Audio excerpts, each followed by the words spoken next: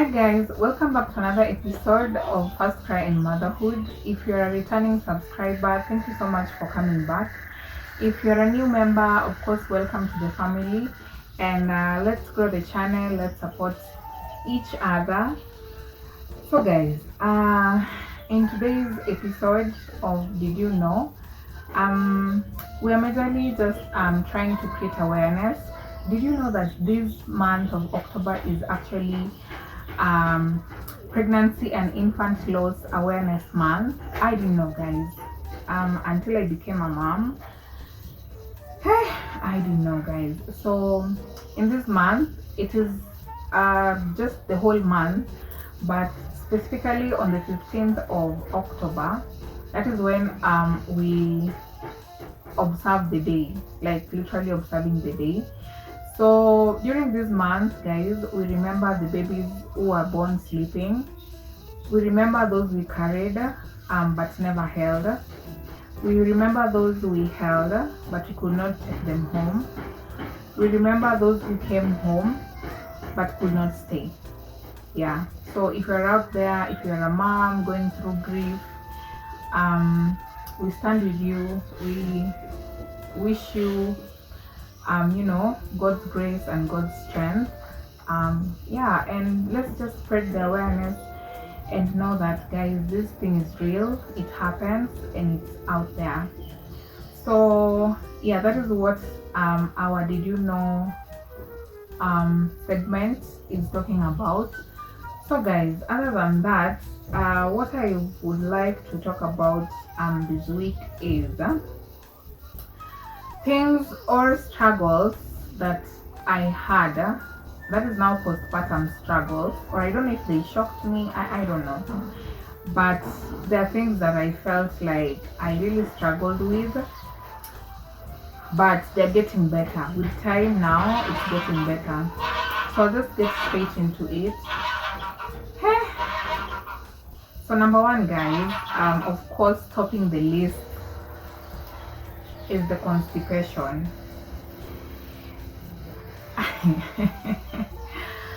Guys, I don't know. I don't know how these things work, but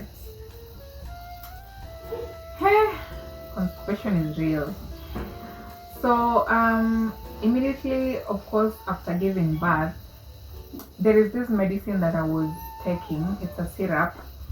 Let me just show. This is the medicine that I was given immediately after giving birth. I could take this. It's a syrup. I don't know if you can see it. It's called lactulose. Yeah, I think it's called lactulose solution. So I could take that 3 times a day, yeah, if I'm not wrong. And for the first week, things were just working. I was not having issues. But I think along the way, it's like this constipation. It's like you must just constipate whether you like it or not. At one point, it has to come. So when it got to the second week, now it's like the medicine wasn't working. So now that's now where the rain started beating me. Guys, I could feel, if I want to go to the washroom, trust me, I could assume. I was assuming it until it got to a point where now I can't assume. I can't. And now we just have to go and cry in the toilet.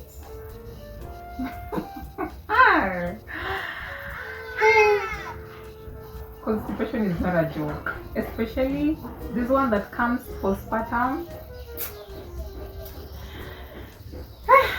Of course, it hit me, and it got to a point where I think it's like I became numb. I was just able to feel the pain and be like, it's gonna end. Yeah. So of course, I won't just say the struggles. I'll also try to talk about things that I did which helped me. So with the constipation, I started taking Again, I'll come back to cabbage juice, guys. Cabbage juice, that thing, it's a medicine. It really helps with your cleaning of your gut. Because I remember even when I was pregnant, I didn't even suffer from the UTI that is normally common when you're pregnant. There is no single day I suffered from UTI, or not really UTI, the yeast infection. Yeah, I didn't. And I started taking it even after, postpartum. And along the way, I think things just smoothen, and yeah, we managed. So something else that I used to take quite a lot is water. I was hydrating quite a lot. And apparently something else that I also learned along the way is you don't just drink water. Yeah, you don't just drink water. So most of the time, you obviously, I don't know if you've come across it, like you take water but you're still constipating, you're still feeling like you're bloated and all that. So something that I learned is if you take a pinch, just a pinch of salt, not really, it doesn't have to be quite a lot, then you put inside your water that you're drinking. The salt will help to break I don't know, it's called the electrolytes, so that instead of you going to the washroom and releasing like 80% of it, most of it will be absorbed into your system, which will in turn help with your constipation. You can do your research. If you want to try it, don't just take water plainly. At least add in a pinch of salt. It will help. It will really help. And then something else is, if whenever you're taking a salad, don't just eat salad without sprinkling a very little amount of oil. The oil will help. It will help your body to absorb the salad. But that is now, I think that is now when what is it called? The fiber will be of help or will be useful to your body. Yeah. I hope I helped someone. So ever since, I don't take my water just like that. I have to put in a pinch of salt. Yeah, so on to number 2 of things that I struggled with is the postpartum sweating. This one started during pregnancy, but it kind of gets worse postpartum. Yeah, especially when you're about to breastfeed. At night, I used to change my beddings or my sheets like daily, and I shower twice. Just feel like I'm at par with everyone. You shower, you start sweating. I mean, it's like you're sweating. Your pits, oh my god. The sweating is real. It is real and it is elevated. It's now even worse if you're in maybe in environments where it's even hot. Hey, that's something that I also struggled with. So what I did to ease the sweating was just to hydrate, as I told you before. Yeah, and give it time. It gets better with time. Although even up to now, you still feel like you're sweaty, but it's not as the first few weeks of postpartum. Yeah, and then something else is nipple pain. Nipple pain, all cracked nipples. Hey, guys, I don't think people talk about these cracked nipples very well, because hey, maybe I think that is the number one thing that really traumatized me, like a good one. I struggle with it up to date a bit, but I think it has gotten better with time. When they tell you that you have to latch the baby well, of course in your head, you're really trying to latch the baby well and position yourself well and all those things. But now on the ground, hapo kwa site, somehow along the line, the nipple pain, the cracked nipples, it must just hit you more so if you're a first-time mom, because everything is experimental. In your head, you really think like you're trying to latch the baby well, but and then plus I think, that is the time that the baby is also learning how to latch and even how to start breastfeeding. So it's you, both of you are struggling. So for me, I really struggled with nipple cracking to an extent where if the baby cried or when the baby was sleeping and he is awake, I could buy time. Because when I think of when now I'm going to breastfeed, I will call all sorts of, I will just be in my own world and I'm like, what? There's so many times I felt like giving up. I felt like, no, I can't do this. But now when I think of again pumping, I feel like pumping is now even worse. I that's how I was feeling, because now I'm having difficulty breastfeeding, and then I'm imagining this thing wants to again pulling my nipple. I couldn't. So I just soldiered on. I just, it got better with time, even though it hasn't gotten really better with time, because again, along the line, you start to also experience the baby shark. I don't know if I had it called baby shark, where your baby starts to bite your nipple. Apparently, that is them playing with it because it's very soft. So when it's about to heal, you feel your baby bites. So it's like it never gets okay. It gets better with time, but along the after like maybe 3 months or 1 month, I don't know. It depends. If you get it right from day one, good for you. If you don't get it well, like us who didn't get it well and we struggled along the way, sorry for us. Yeah. So how did I manage? So there is no single day I let my nipple dry. Every time after feeding, I could apply the breast milk, or I just apply a moisturizer. If you have a nipple cream, good for you. You can use Vaseline, you can use Arimids, you can use whatever you have. So long as if you use Vaseline and all that, you have to wipe when you want to breastfeed. So I never let my nipples stay dry, because when it's dry, that's even worse. But when it's moist, even when the baby is feeding, you won't feel that pain. It reduces the pain a little bit. Yeah, and yeah, we are still doing it. We are managing. Then the next thing that I struggled with is knee pain. Knee pain, jaw, and what I mean by jaw is the dental alignment and the chest pain. They are one on this. I'll just put it like it's one pain. So the knee pain, for a minute, I even thought I'm getting old or I'm becoming a grandma.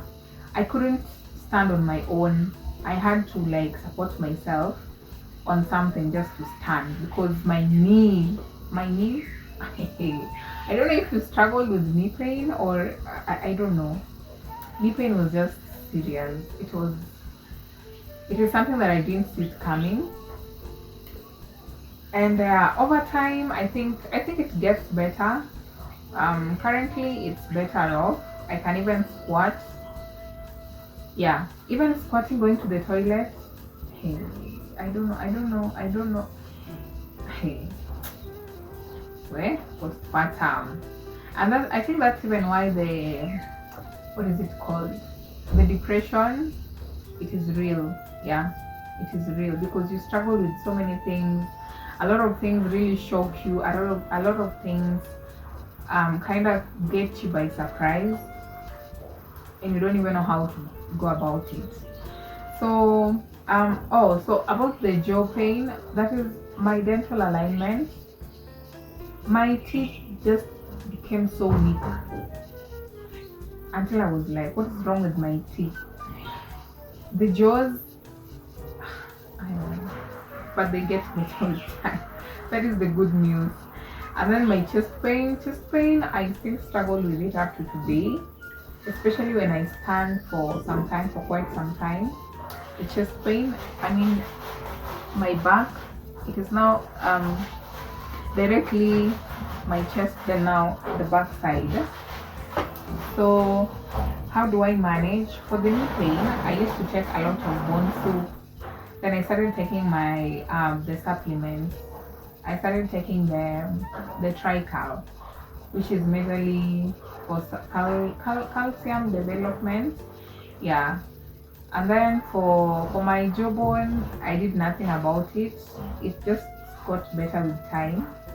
Chest pain, I started, at first I used to think maybe it's my position of breastfeeding, then maybe standing quite a lot or sitting for some time. So I got myself this nice nursing pillow. It's really comfortable, it's really nice. So yeah, it helps me with feeding the baby. Yeah, I just put it like this because the baby has to come to you. You don't come to the baby. Yeah, so this one has really helped. Something else is get enough rest. I try to get rest as much as I can. Yeah. The next thing is feeling bloated and gassy. Guys, this one, it just got unusual. Like the number of times you feel gassy and you let out gas and your stomach is just bloated and you're like, this is not normal. So I noticed that this was just so serious. It got to a point where I was like, no, this is not normal. But I came to learn about it. It's because of your weakened pelvic floor muscles. Your muscles after birth, it's like they're just shattered. They're so weak to an extent that they can't really hold the pressure. So I think that one gets better with time. Yeah, that one I can also say it gets better with time. And also with the food, because now you have to change your nutrition, what you're eating because of the baby. So maybe you might eat a food that is gassy and all that. Yeah, but gassy and bloated, those ones are serious.